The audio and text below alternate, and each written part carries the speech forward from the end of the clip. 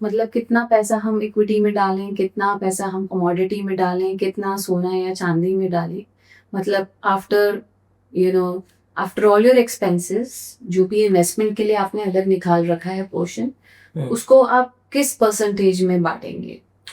बहुत सिंपल है। आज से नहीं, पहले से ही एक कॉन्सेप्ट चलता आ रहा है कि आप 100 - एज कर लीजिए, जो भी आपकी एज है। लेट सपोज आपकी 30 एज है, तो 70% आपको रिस्की एसेट में जाना चाहिए अगर आपकी 30 एज है। और अगर आपकी 70 एज है तो आपको रिस्की एसेट्स में कम जाना चाहिए। तो पहला फैक्टर तो यही बन जाता है जो आम लोगों को करना चाहिए। आप रिस्की एसेट किसे बोल रहे हैं? रिस्की एसेट इक्विटी है, ठीक है। रिस्की एसेट गोल्ड भी है।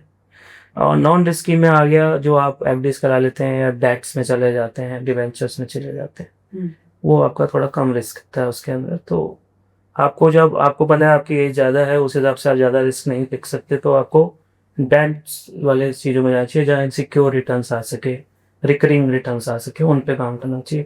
जब आप यूथ हैं तो आप रिस्क भी ले सकते हैं, चीज़ों को समझ सकते हैं, तो इक्विटी पोर्शन पे आप ज़्यादा जाएं। उस हिसाब से एक तो आप अपना एलोकेशन कर सकते हैं। दूसरा ये है कि अगर कंपैरिजन करूं तो इक्विटी और कमोडिटीज में कमोडिटी ज़्यादा रिस्की है, ठीक है ना। तो उस हिसाब से वॉलेटाइल भी ज़्यादा है। तो पोर्शन, मेजर पोर्शन जो है वो इक्विटी में होना चाहिए, कम पोर्शन जो है आपका कमोडिटी में होना चाहिए शुरुआत में, जब तक आप इस मार्केट को और बाजार को समझ नहीं लेते।